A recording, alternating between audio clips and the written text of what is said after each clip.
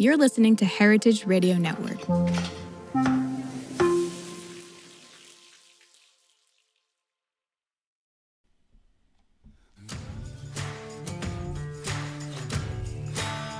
From kitchen chaos to well-oiled machines, get ready for newfangled technology and old-school know-how. Stories and a good bit of fun. I'm Simon, and this is Culinary Mechanic. Joining me today is Ewan Thompson. His company is Hospitality Benchmark Solutions. We're going to call it HBS because that's a mouthful, brother.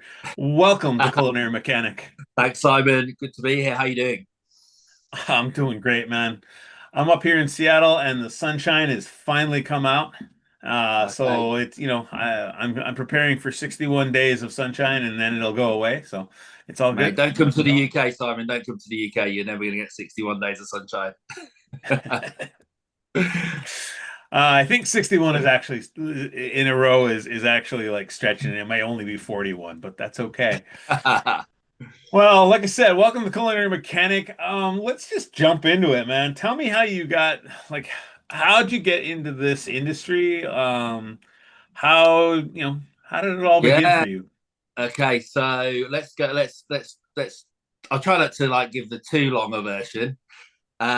But I can remember 16 years old working in my friend's dad's bar, glass collecting for 2 summers. So I got him from there, and then at weekends when I was at school. So it started right back then, and then when I went to university, I left probably sooner than I should have done in my parents' eyes, and I went to work with a guy in my hometown, and he ran a restaurant, and I just fell in love with it then, and I've kind of never looked back since, really. But it's right in my blood from really, where we go, 30 odd years ago now. Nice. So is it the community aspect? Is it the adrenaline aspect? Is it? You know what I do? We'll get into what I do in a bit, but now I'm not working week in and week out within a restaurant. I miss the Saturday nights.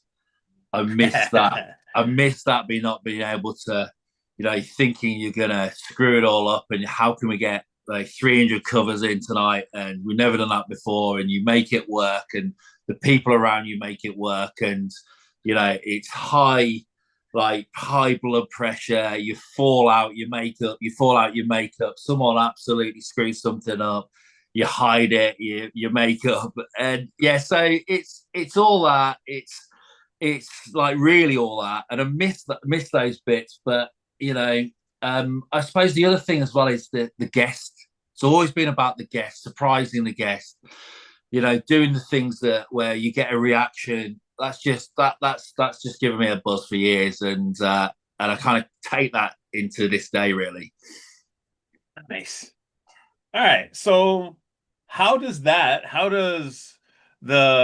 so from all of that, I wrote down high intensity, right? I think that's what one of the things that I love about the restaurant industry for years was a little bit of that adrenaline rush on that Saturday night. But also just the intensity of the importance of doing a lot of things well, right? How does that translate to what you're doing now? And tell us a bit about HBS. So what I do now really is quite simple. Like, the way I see it, nearly all restaurants are sitting on 6-figure growth opportunities. They just don't realize it's buried in guest retention. So what I do now is help restaurants engineer more repeat bookings, and we do that without discounting and offers and ad spend. So it's really about phenomenal guest experience and emotional connections with guests, and allowing restaurants to understand that they've got a real challenge in retaining guests already in their business, while they constantly go out looking for acquire new guests. So that's what we do. That's what we do now.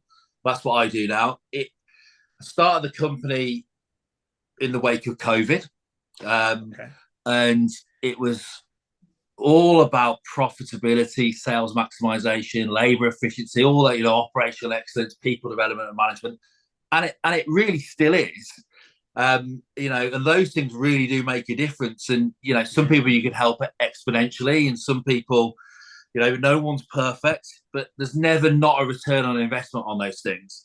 But I kept coming back to the same thing and got re-obsessed with something that I've had for 25, 30 years. And that's guest retention and how we can look after guests. And all those things that I was doing in profitability, in margin work, in labor efficiency, the numbers I kept looking at these numbers of how many guests are actually coming back. And it fixes all those problems if you get more guests who have already used your business to come back. And when you start drilling down on the numbers, and I do all the time, and it's frightening that you think you're running this restaurant, you think you're seeing regulars, and of course you are, because perhaps but it's the same few people you're seeing time and time again, while 95% of them, and I see that in the numbers all the time, are not coming back to you. And it's about that. It's about what we can do to put people in this. Every business outside of hospitality will have a pipeline. It's a pipeline of sales and revenue that's coming in. And in hospitality, we don't have it. We don't see it. And we've got it in our, everybody now has an electronic reservation system. They've got it in their building. And if you're running a restaurant, 100% of your revenue's coming through this machine. Yeah. And it's about unpicking the data out of there and looking at it in a way, go, holy God, these people are coming back. Why are these people coming back? And working it through as thinking it as a business, a pipeline. How can we influence the top of this pipeline right down to the people who are coming back 6, 7, 8, 9, 10, 12 times a year? Plus, you go out of a regular who's in every week. That's the holy grail, really. So, so that's what we do. I love it. I think it just triggers my brain a little bit as you're talking about all this, because I've always loved how two people can take the same sets of data and come out like on different ends of things, right? The very same data that you look at as far as retention and what makes a return guest is all the same stuff that I look at to then hone in on how good are the dishes that we're putting? How profitable are those dishes that we're putting out? When you start to look at, people's feeling and perception of value, like, is that chicken dish overpriced? And that's why, chicken is everything in so many markets, right? But yet only a few people order it. Are we overpriced? Is it not that good? But it's just all those little data points. That's the first thing, right? I love that, you can see this huge set of data, and nowadays it's all there, right? 100%. Everybody's creating these sets of data, and I think that more slowly, ever so slowly, the hospitality industry as a whole, the restaurants and whatnot, are finding they're finding that data, and it's been there for a long time, but it's there's so few that are truly utilizing what they have in front of them. Yeah, there's a lot to kind of unpick there, and there's a lot of similarities in what you're saying, and I'm almost like, it's not about yes, we use the data, we use the data, but I don't want to push that onto somebody to say you need to be an expert analyst to go through this. It's just about knowing where to look sometimes, and where to start, and you talked a minute ago about what you do in terms of a chicken dish and profitability, and perhaps how that dish is plated up and the margin work on that. And I look at that going, how is that emotionally making that guest feel? Are they just not going to say something, or are they going to go, that's really, are they just going to, probably eat it, go, oh, that was lovely, don't come back? That was, how do we find out as an operator how that, what can we do in service to make sure that it isn't, God, how's everything with your food, guys? That is the worst question ever. It's just, yeah, it's okay. That's we need to find, how's your chicken? Is that how you wanted it? It's just those changing, like, little steps like that make a huge difference, and are very scalable. And it's just how we look at, a service from a guest experience point of view, as opposed to do we actually want to know the answer? Do we want to know the answer to the question? And ultimately, that's what I do. We just weaponize it, and we just put it into a scalable point, and we push back and we question the entire guest journey. So the guest journey isn't when they walk through the door; it's how do they find you? How do they book? How did that experience go? How did they? Back in 2003, I'm just thinking of the date. I think it was 2004. Yeah, 2003. Open Table. So Open Table I don't think there was anyone else around. We were on paper reservation. Paper reservations. We were in a busy restaurant. We had 3 people answering the phones. Wow. Throughout the day. It was just manic ringing off because there was no online reservations, but that created a customer journey. So how that person was on the phone created an emotional connection, because you could differentiate yourself to anybody else that they phoned up. So you had this already this connection. Nowadays, I run the analysis. It's depending on where you are in the UK, but it's going to be the same worldwide, really. Probably about somewhere between 80 and 90% of booking online, and so you're losing that's one connection you're losing. So how do you make that experience phenomenal? How do you make it easy for them to do what they want to do? The Amazon effect. Sometimes you order off Amazon so quickly you realize you used the wrong bloody card, and but it's too late. That's what booking a restaurant should be.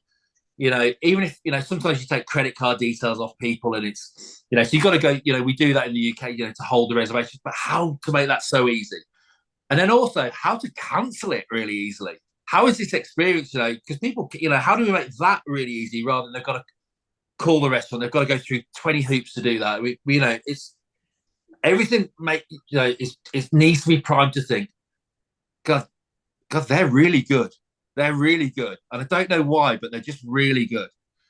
And then you can take that guest journey, and we look, everyone's a bit different. Everyone's got different, resources and labor resources. They can sort of, hosts and reception managers or not, or they're just owner operated. But how can I make that guest experience even better? And that's not about boiling the ocean. We're not trying to, I can't say to a restaurant, we're going to hit everybody who comes through the door. And what you need, you don't need that. I look at the numbers in guest retention, and 5%, we're talking 1 or 2 bookings, retained guests is 6-figure numbers, a day. It's not, it just compounds and compounds when you get this pipeline kind of really focused on, turning this one-time visits to 2 to 3 to 4 to 5.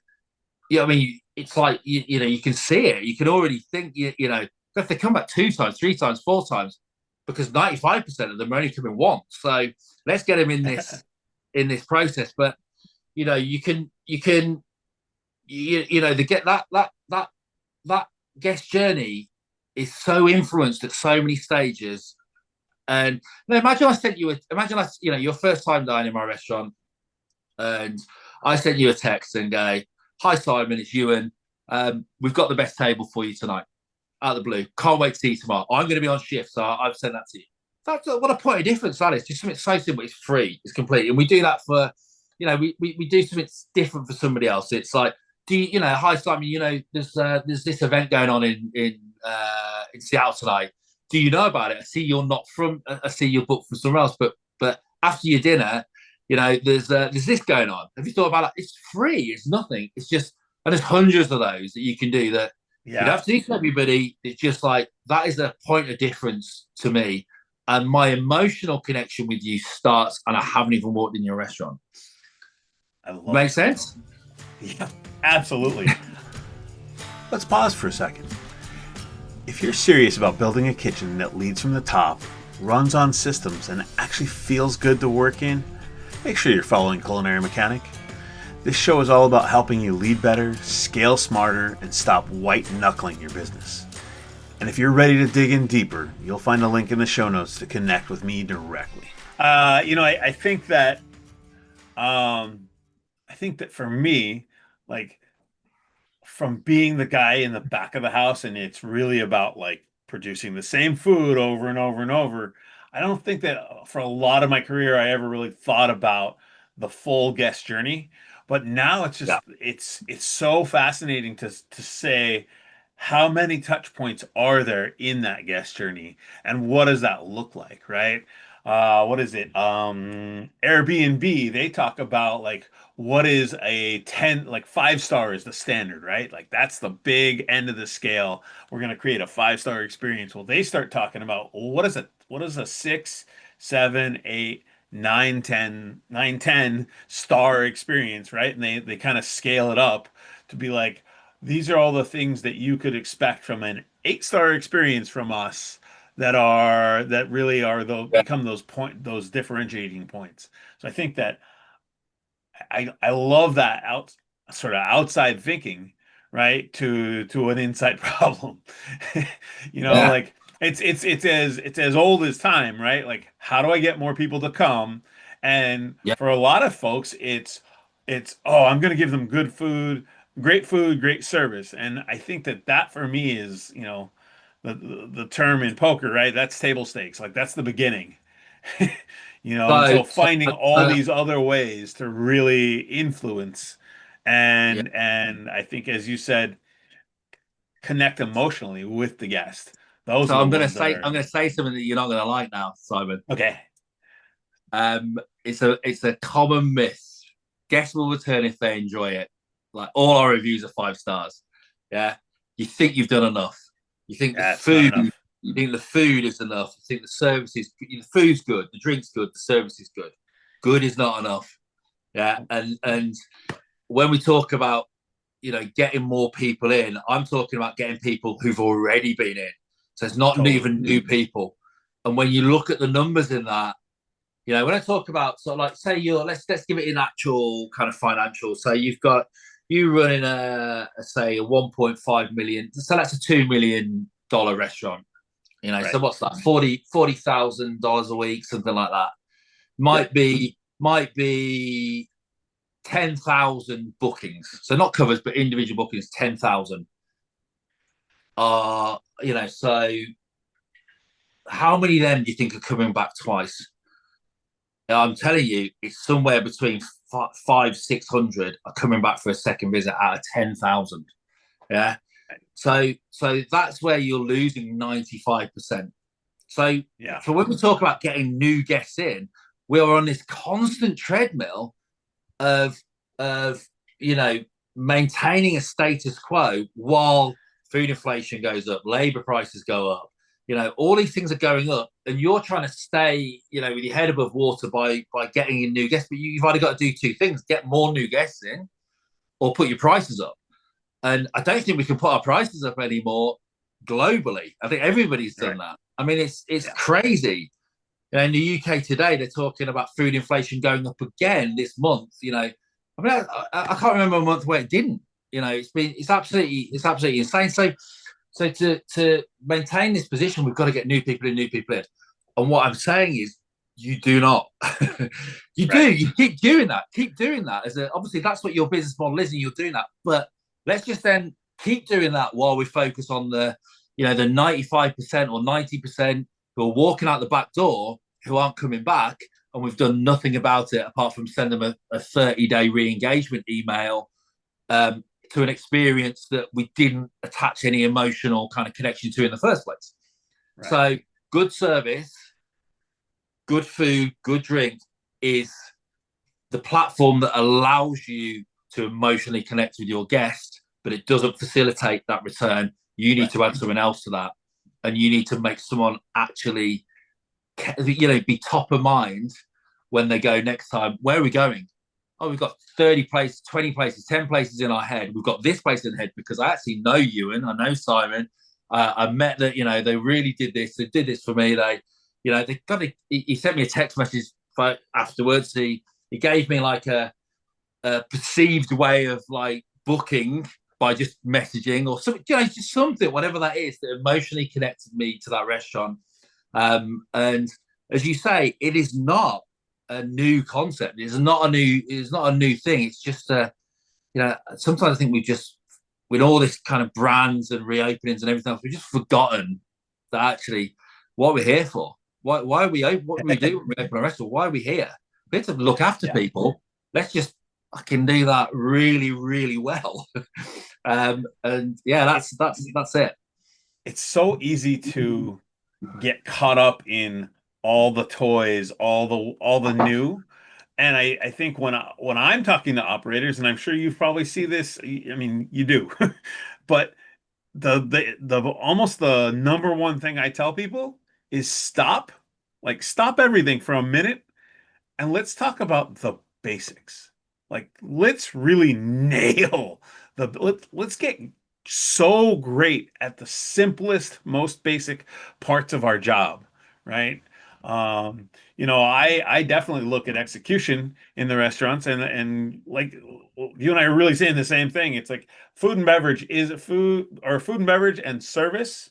They're the very basic operating things, and so many times we think that that's going to be the thing, right? And Yeah. there's so many other pieces that have to be like cranked up just a bit, you know, and I just I like the fact that you're taking a look at the things that a lot of folks aren't. Right? I think that's Yeah, such a valuable piece. yeah, I think we are a little bit, but I think we're not doing anything people don't in their heart know already that is a thing they need to be looking at. And you've only got to look at a KPI dashboard. It's always going to have margin on it. It's always going to have revenue, you know, position. It's always going to have labor percentages or something with labor. It's always going to have like reviews now, actually. So there's those four things. And as I say, we've always done that. We all know that we want more guests. We all hear the things about guest retention and you know 5%, you know, increase in retention could lead to problems of 25 to 95%. Thank you, Harvard Business School.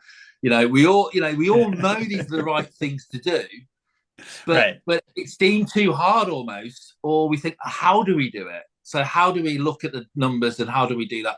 And sometimes, you know, imagine we didn't have the numbers. Imagine we didn't have the reservations. It was all on paper. We didn't contact anybody. You could still do something to make this work without the numbers. The numbers just drive the accountability. They just put it front and center. But it's what we've always done at the heart of a restaurant operator. When you really care, how do we really look after that person? But then how do we then make that scalable? And it isn't you know, it isn't reinventing certain things or reinventing. What it is doing is making it into a process and a system, so that we can kind of week in, week out make it a business as usual practice. But yeah, it's certainly I see these KPIs and I go, all of those KPIs get better, a lot better, very quickly when more people are coming back in, because more people, the people coming back in, and these are numbers before we've even done anything.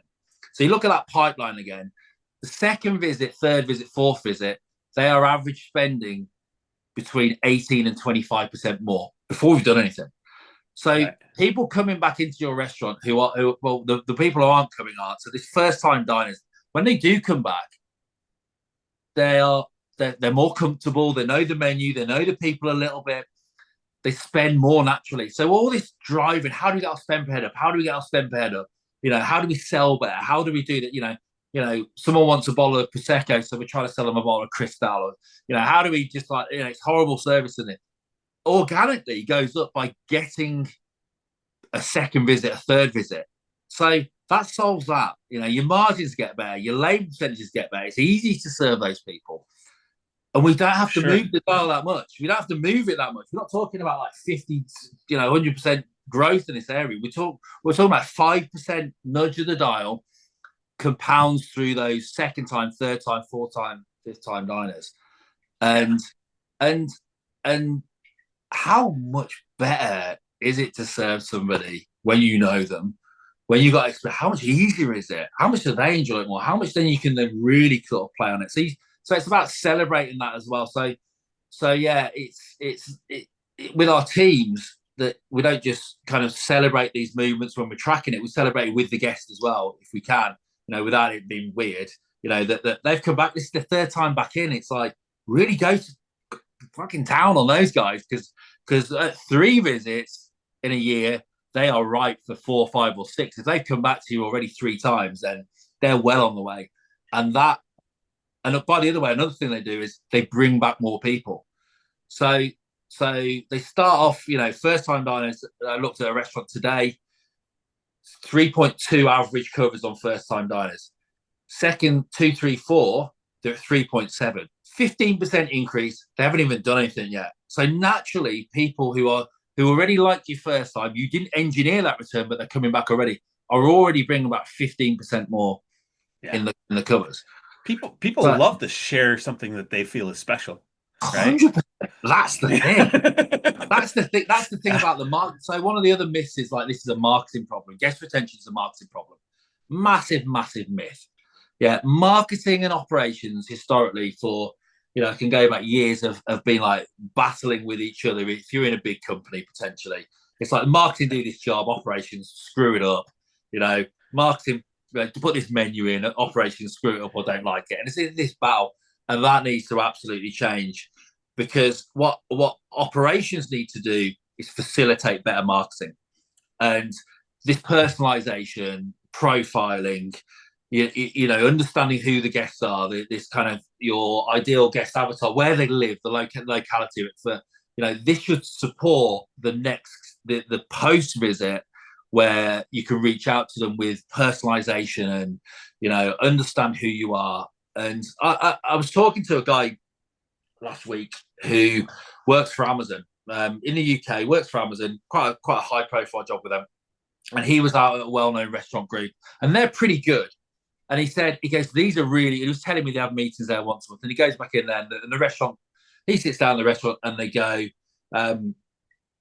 Mr. Thompson, you had the 9-ounce sirloin, cooked this with this sauce last time. Is that what you want? And he goes, that's amazing. And I go, that's good. Amazing is, hi, Mr. Thompson, how's Francesca? How's Annabelle? How's my daughter? How's my wife? That's amazing. Yeah, that might make me go, that's shit hot. That, and it's the same process, but it's just, it's just about positioning, pushing back. What does good look? That's good to them, and that's what this is what I do. With operators is they've got a thing, they've got a platform, they've got a reservation, they've got whatever they're doing. I push back. Can we do it better? Can we do it better? Is that good enough? Can we do that better? Can we do that better? And it's just, that's what you just go through that kind of process with people.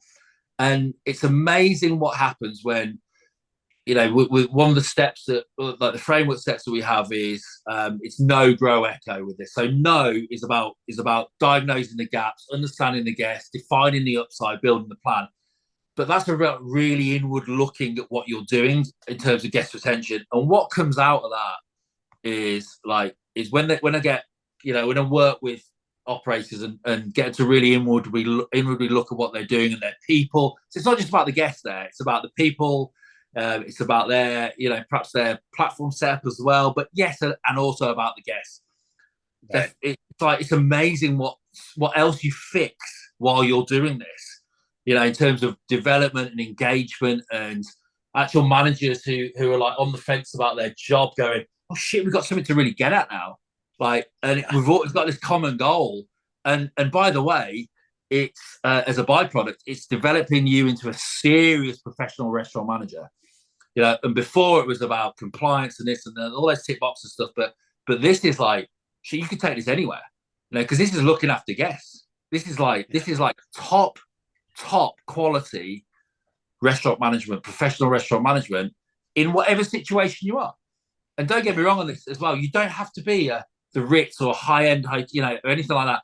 Mm-hmm. Some of the greatest experiences are when the guy surprises you and it's $5, Yep. But it's that end of the scale. If someone does something, that is, that to me is like, that's the absolute gold when that happens. So what you're bringing to my brain is a couple of things, but number one, throughout this whole conversation, I've been trying to figure it out, and now I got it. This reminds me of like my favorite bartender, my old-fashioned barkeep, right? When I was 20, he was easily 60. So this is the kind of guy where he's got a bar, and he from his spot, he can look out and he can see the front door. He sees me coming. I come through the front door. He addresses me by name. By the time I like to sit on the far back spot away from the door, I don't really want to be talked to when I'm sitting at the bar. And so I walk all the way. And by the time I'm all the way back there, he's got a glass of water. He's got my beer. He's got my whiskey. And then he goes around to the other side of the bar and he grabs the newspaper, and the newspaper is there. And by the time I've sat down, he's delivering that newspaper. And when we talked earlier, we were talking about the basics. It's like the fundamentals of great customer management have always been there, but we've forgotten so much about that. Like I haven't seen a bartender do that in so many years, man. Like it makes me go, how do we go back and teach that from the operations level, right? Before you ever get to like the data, right? Because it's the fundamentals, it's the cook who looks at the ticket that comes up and it says Mr. Thompson on it. And that Mr. Thompson likes his steak so rare it's still mooing. Right? It's taking the time to remember the preferences.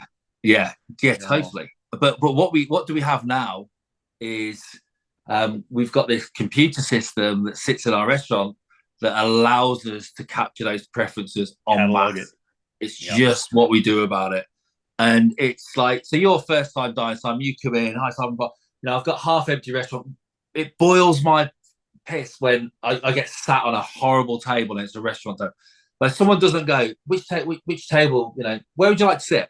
Just where would you like to sit? I know, it's 3:00 in the afternoon. No one else is coming in. Where would you like to sit? And I pick my favorite table. And on that reservation platform, they can put, he picked that table. That's his favorite table. That is a really simple thing to start with. That's when one you of the simplest, right? Yeah, that leads me to my next question. Are you ready? How about if you tell me two, like, obviously there is a broad spectrum of things to be done with your clients and to help them move along. But what can you say to the listeners of Culinary Mechanic that is going to give us, give us two things that are sort of the fundamentals to get going on really working to retain those guests? What are the first two things that you kind of start with? Well, let's just assume that we've got the team on board. Yeah, we've got them excited by it. We've got them involved in building a plan. And I mean getting them involved. Don't try and build a plan without somebody in your team, without as many people as possible in your team critiquing what you're already doing and pushing back. They've got to buy into it. So that's one of the first mistakes. People, operators, want a quick fix, jump to tactics. And they jump to tactics very quickly. And it's generally marketing stuff. And maybe a bit of service criteria, but it's so important that we understand what is happening in our businesses, and that's that's first and foremost. But I think I'll give you two. One's you should, or most people do, have some kind of order of service or service criteria in their restaurants. We are going to hit X, Y, and Z. Yeah, we're gonna sit a table within X amount of time. We're gonna serve it this, that, and this time, and it's all transactional stuff, and it's all time. That doesn't need to change. You can still do your steps, but you've got to transform it into emotional intelligence. So I put this into 4 stages within your service criteria. It's welcome, so create this sense of belonging.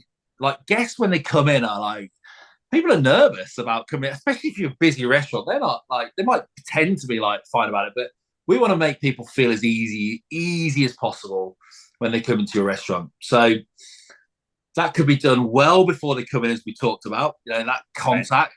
Right. But top tip, by somebody who's going to be there on the night that you're coming in.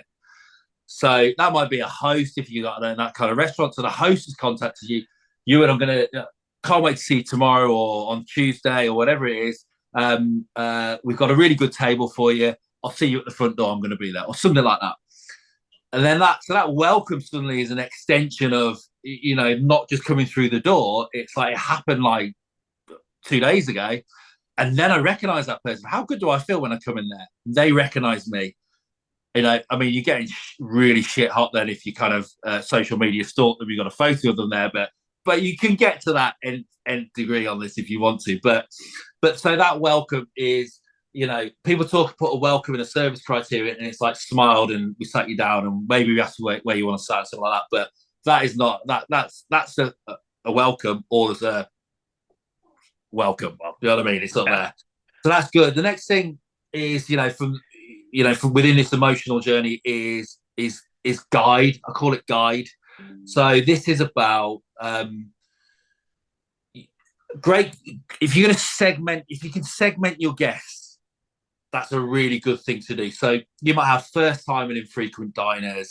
You might have second visitors. If you can tag them onto a reservation system. So and then more frequent users, and then like it might be like bronze, silver, gold, platinum, or whatever you want to call it. But there's a little bit of work involved in doing that. But everyone can do that. But then you change your service a little bit to guide people. So first time diner, I'm going to talk them through the menu. I'm going to give them the provenance of the restaurant. I'm going to tell them what I like and what they, I'm not going to sell to them. I'm not going to sell anything to them. I'm going to show them, Right. And that's an emotional connection. And I'm going to make a point of not trying to say, this is why spend per head as a metric is a little bit of a dicey one. I can see why people do it all the time, but just driving spend per head means pushy sales, and it means trying to get someone to rewarding pushy sales is very damaging to guest retention. Because some people don't do it very well. But guiding someone through, like, let's understand, you're on your first visit. All my entire agenda here is about bringing you back into the restaurant. It's about showing you what we do, showing you the offer, showing you the menu, allowing you to pick, making you look good in front of other people by not trying to, talk about a wine that no one's ever heard about, or correcting your pronunciation because you couldn't say the long word or whatever it is. It's about preempting that so you feel good and you look good in front of people and everyone else does.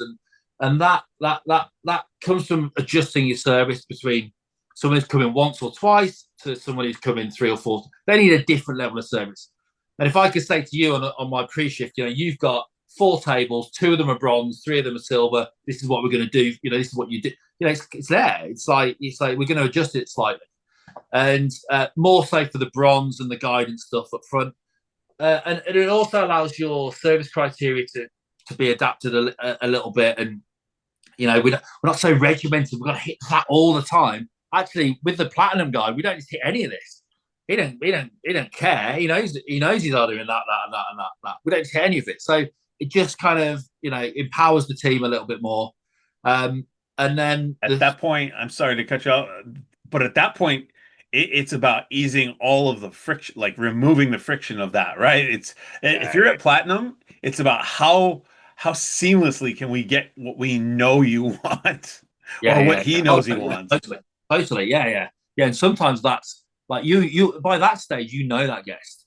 So he's finishing off. He's not asking for that top up. You're just doing it. You're just doing it. And if you get it wrong, it doesn't go on the bill. That's at that level. When they're coming that amount of time, and he's like, oh no, I can't have that. Okay, it doesn't go on the bill. know what I mean? We've got, because it's just, you know what I mean? It's one of those things where you're preempting those guys as much as you can do. But it's, yeah, you get that with, you're going to get that with confidence, aren't you? With knowing somebody. And it's like I was saying, if you know people are coming to the restaurant, how much easier is that? So, so guide is that sort of section. Then personalize. And this is about profiling or setting up being able to profile. So like we talked about before, it's that how to make each experience feel uniquely tailored. That's the best way to put it there. So, and I can't necessarily do that with a first time diner, with someone who's coming for, but I could set it up for the next time really well, and I can have a manager talk to that table, and I could have reached out to them potentially. So I'm not talking about you got 100 covers. I'm not talking about reaching out to 100 bookings that night. I'm not talking about reaching out to 100 bookings. It's like you might pick 5 or 6 that you do it and you follow this process. Because we're all talking about is 5%, remember, to get 6-figure returns, compounded. So you want people perhaps on locality. So you're not a tourist, so you are going to can get them back. So you need to find out this information. And it might be that the person that reached out to them hands over the manager to them and say, "Oh, this is Steve, our manager. Just wanted to introduce you." Suddenly they've got a connection. Then they're back at the table. They're leaving a card or something going, "If you want, when you book again, just message me. I'll put it in for you." Now that doesn't have to be a his own phone number. That could be a cell phone or mobile phone number that's assigned to the restaurant or whatever. It's just make it feel personalised. I mean, that's just an example off the top of my head. That might not work for anybody, but the point is the emotional connections. That'll work. Are you kidding? If I know that I can just dial or text a number and I don't have to go through the process and it's done for me, and it makes me, again, it's that feel special thing. Yeah, totally. Oh, what I mean, it will work for the guest, might not work for the restaurant. The restaurant will need to make it work, kind of thing. Yeah, have to find a way, man. Yeah, but that's what all I used to do as an operator. All I used to do, phone calls, and before it was like can we get a table? Can we get a table? Can we? That's how I was running a restaurant. It's like, call, just message me.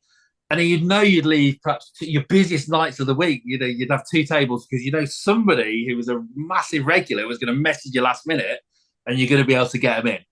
And that's the kind of mentality, the thought process that that sort of inspires these sort of conversations. That it's just doing what what a phenomenal kind of experience would look like to a manager trying to look after his regulars. So that's. And then, what does 6 stars look like, right? That, yeah, totally. And the last thing is this kind of like appreciate is like the 4 stages. So welcome, guide, personalize, appreciate. And appreciate is leaving this lasting impression. And leaving a lasting impression is not a goodbye. It starts at main course. It starts at main course down. That impression is from when that main course goes down all the way till when they leave.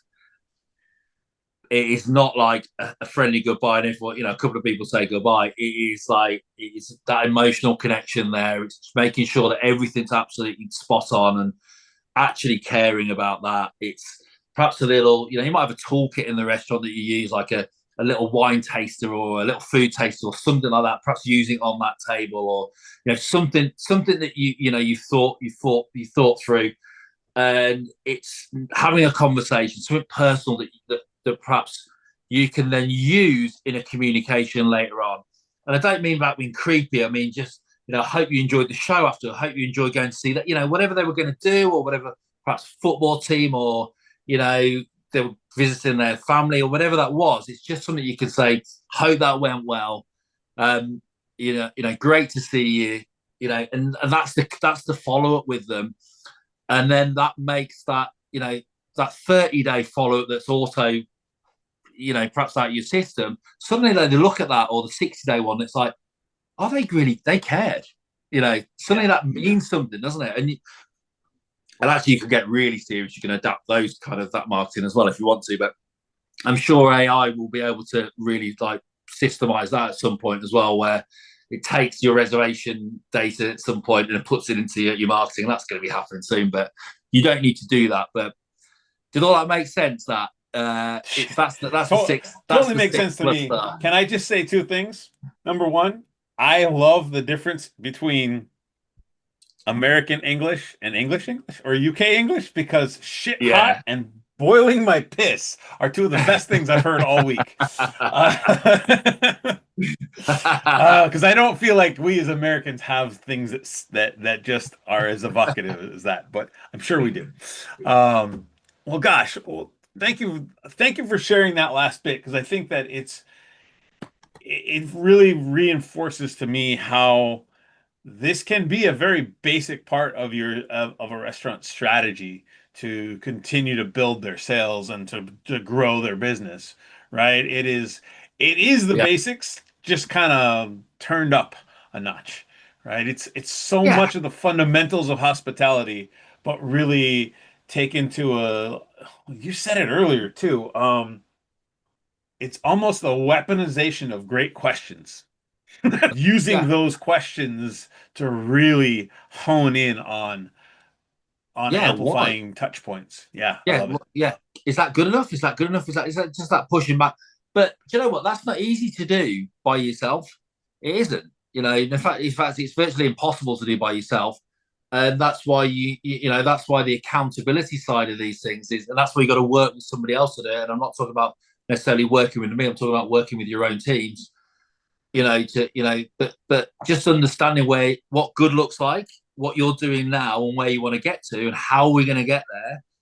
That's not a one person job in any. You can No, do it, but it's you got to get everybody involved, and that's I where think it's you like fall down.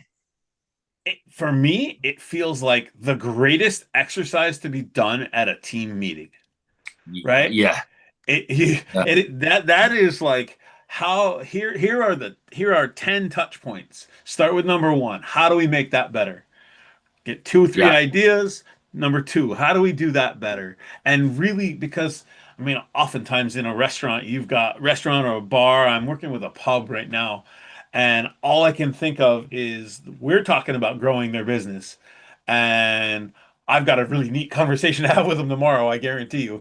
Just yeah, starting to yeah, reformulate a little bit of what we've been talking about. But I think it's like, yeah, let's map that. Like, start with what are the touch points in your standard journey? Because there aren't reservations in this yeah, place, right? yeah, yeah, But yeah. That that doesn't doesn't matter. mean that there's really any Oh less no, no, data because yeah, it's there, yeah, yeah, yeah, from the credit cards on down. yeah. Yeah, yeah, yeah. So that's what I mean about not getting into the numbers. You don't get hung up on the numbers because everything we talked about, can be enhanced without knowing your numbers. Right. It obviously makes it easy to track. It makes it but you'll see the numbers. You'll see it in other ways. You'll see it in like your KPIs, and you'll see it in hopefully in your sales. And as you say, you can track things these days like credit cards and that kind of spend to see guest frequency. So there are other ways, but there's also a whole world out there that doesn't involve the numbers that just amplifies and makes the business better. So yeah, I don't. mean, from a I day-to-day say tactic, I was just thinking, what if every time a manager had to check out a server, they just looked at them and said, "So how many repeat guests did you have tonight?" yeah, exactly, If it exactly. right, because Yeah, if it became something that was important to the manager, which they do by asking that question every single time and really yeah, getting people yeah, yeah, excited about it, it yeah, yeah, becomes yeah. important, Yeah, right? so so we're cashing out. Talk to me about table two, table three. Where were table two from? What's their Right. background? What's the story? You know. Yeah. But by the way, I'm expecting the manager to know some of this as well because they've been around it. Because the manager is the most, obviously the server and the server team, they are, the absolutely inspirate, and they are, they're a really important role to obviously to get that right and have that relationship. And, but a manager has so much impact, that Yes. people want to know the manager, people want to be connected to the manager, and if the managers like can get involved at a level like that emotional, that's going to be another level powerful to the server. So yeah, it's important that they know as well. So the connection that I find, depending on the size of the business, is that the above site manager, how are they drilling this down with their team, and then how the Right. general manager kind of filtered in. But listen, that's a bigger business. Not everyone's got above site managers and all that. It might just be three of you working in a bar.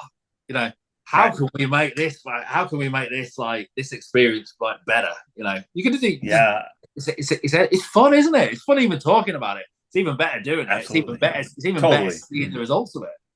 Well, I think for me the biggest reframe is what I wrote right here, and it says the number one job is how do you get the guest to come back? Like, Yeah. that's a reframe that not everybody thinks about. And I think Yeah. that's a number one, like that's the number one shift, right? If Yeah. you start to spend to get fanatical about how you get your people, how you get your guests to come back, I think you're right. Like that's got to compound because you have so many guests coming in. If you just change the number of repeats, that's phenomenal. I love it. Yeah, but Ewan, it's such a thank small you. amount as well, Simon. That's the thing. It's just a small amount, and it compounds and compounds, and it's serious Totally. numbers. That's Cool, awesome. man. Well, thank you so much for coming to play with us in my little sandbox of the world. I Thanks really for having appreciate me. it. And to all you all out there, have a great day. Ewan, I'll catch you next time, man. You've been listening to Culinary Mechanic. This show exists to help you lead with more clarity, build systems that actually work, and create a kitchen culture worth showing up for. If this episode helped you move even one step in that direction, do me a favor, leave a quick review. It helps more chefs and operators stop the chaos and start leading with intention.